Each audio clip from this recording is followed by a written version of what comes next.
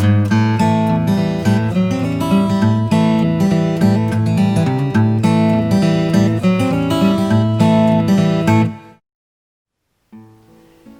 had my sleeve surgery, my gastric sleeve surgery on the 17th of February, and today is now the 25th of February, so I'm a week and a day past, post-op as they say. I spoke to you whilst I have just come from the surgery and right up until the Wednesday, I think. Well, what happened then on the Thursday was it was time to travel home. Travelling home was really, really difficult. One thing I will say, since I last filmed, I was in agony. I would certainly say the pain was intense. It was beyond that. And that was on the Monday when I had the surgery. Tuesday, agony. Wednesday afternoon, nothing. And since then, thank God, I haven't experienced any pain at all. So it replaced itself with increasing. I already had nausea, I already had vomiting. The nausea then started, so it was dry retching because I wasn't able to eat anything, and then just feeling so sick. So on the way home, it was, even my husband said, can I go on to duty free and put on some aftershave? I couldn't tolerate smells. It was so bad. So we arrived home in the early hours of Friday morning. We got home about 4 o'clock in the morning, so it was a long day. We left the hospital at 2 o'clock and we didn't get on then to the following morning, as I say, at 4 o'clock in the morning. My advice to anybody travelling is there's two things that you will experience, and that is nausea and pain. And in fairness, the hospital did give me pain relief, and they'd give me a stomach tablet you take every morning, but they didn't give me anything for nausea. So what I would advise, because they definitely kept on top of it whenever I was in the hospital, just so people know, you do get medication to take with you. I got injections, which is to thin the blood for just a possibility of developing any clots. I also was given a stomach tablet for the morning just to coat your stomach. I was given painkillers, and I was given their version of Gaviscon just to help with acid reflux. And the only thing that they didn't give me, and that was something for nausea, which I really should have ensured that I got something. One thing that's important is they give you a letter, but I do know that people haven't received the letter. They give you a letter to explain why you've got the injections and to explain why you're carrying more than 100 mils, because some of the medication is in liquid form and it's in 250 mils. So this letter is for the airport to help, so just ensure that you've got that letter. And again, the key thing, ensure the two main symptoms that I experienced, and a lot of people's going to tell you differently, but the two symptoms was pain and nausea.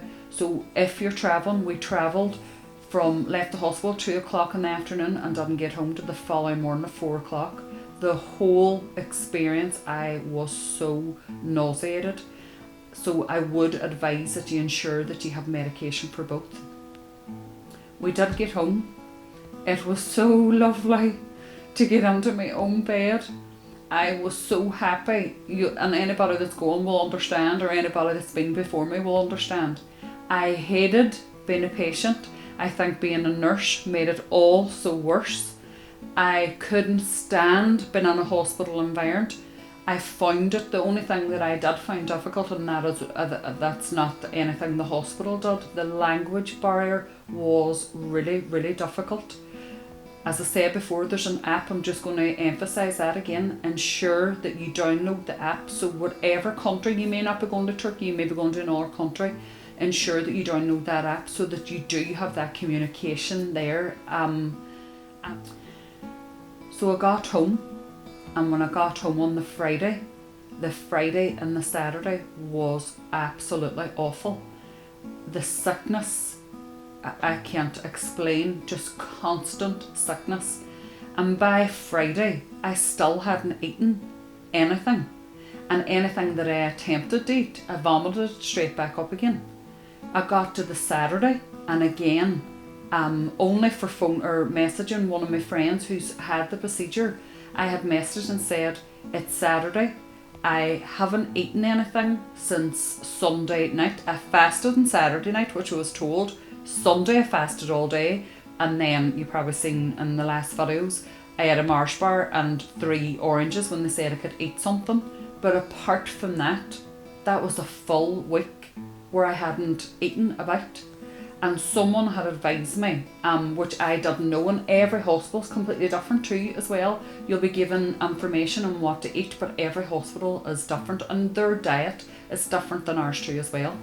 So this friend thankfully told me that I could have cup of soups, but you have to take the bits out of it. It has to be just liquid form.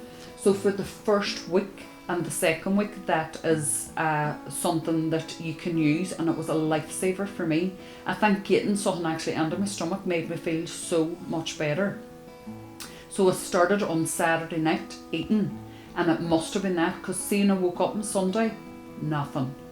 The day, as I say, is Tuesday the 25th, and I've had Sunday, Monday and Tuesday now of feeling, which I can't believe, normal.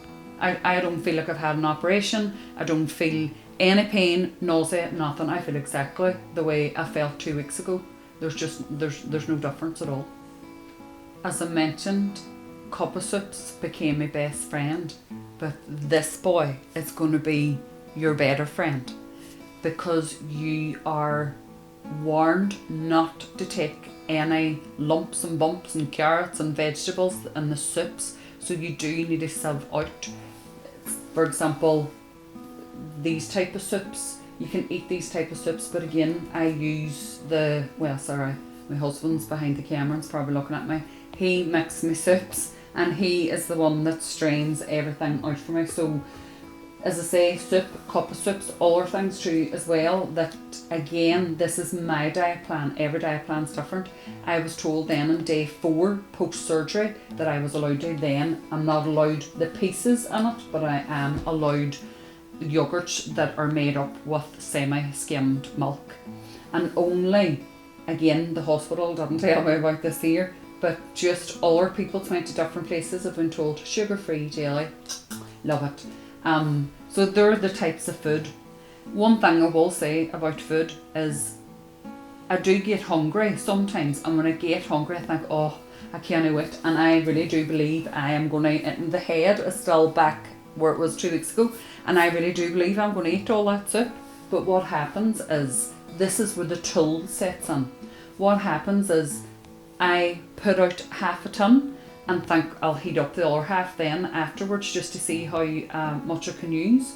And what usually happens is I put out half the tin, I take a spoonful, then I get to maybe spoonful 4, and it's so weird, it's like a pain. But when I say a pain, I'm talking about a 2. You just, when I say 2, sorry, that's a nursing term, between 1 and 10 you say, how sore you are. So you just notice this pain, and then you notice like this gallon of wind, and that is my tool, my indication to tell me that's enough. And that's when I stop, and I drink loads of fluid, loads of water. I'm allowed to take sugar-free orange juice, lime juice, whatever. I'm allowed to take that too as well. It is amazing how this tool works in getting you to eat so much less. So it's great. So these are the types of food, but the thing that I'm so excited about, and this is my last wee bit now if anybody's watching, is the weight loss. This is a thing that I couldn't see last Monday or Tuesday because there was an agony and I was vomiting, I was sick, I was awful, I couldn't see the road ahead. But only a week and 1 day. And the reason why I weigh myself on the Tuesday, even though I got the surgery on the Monday, you're told that the day of your surgery, Monday, is not your first day. The day post-op is the next day. So I will always weigh myself on a Tuesday. So I'm going to tell you the truth, because you're not supposed to do this here, but I'm going to tell you the truth. You're supposed to weigh once a week. So on Monday, I, as you know, got the surgery. I came home on Friday, and my husband said, I know you're dying just to see if you've lost anything, gone on the scales. So remember, Monday to Friday, I had lost half a stone. So I was really, really pleased with that. Couldn't believe it, half a stone.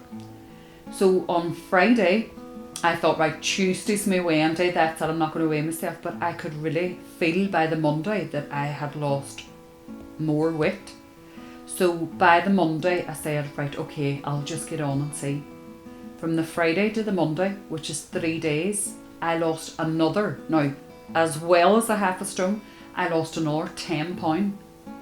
And again, thinking that's plenty. Oh my God, I have lost so much weight. So today was my weigh-in day, and when I weighed in today, I lost 2 pounds since yesterday. So for my first week, I lost 19 pounds. And now I'm beginning to think, oh my God, I am going to lose weight. I see it already in my face, and they always say it comes off these places. Look, my chops hanging off me, I've lost that much weight. But I am so excited to next Tuesday. So what we're going to do is every week we're going to produce a video. We're going to give wee ideas and wee tips and different things that you can eat, and obviously following my journey, I am going to keep you updated every week on my weight loss. But the goal is 7 to 7 pounds, and I already have 19 off in the first week. So look forward to updating you, because there's loads of people that are saying, come on, what's happening? We haven't seen your videos. So look forward to updating you next week. If you like this video, hit the like button. If you don't like it, hit it twice. If you want to subscribe, the subscribe button is down here, and you can follow us and hit the bell button.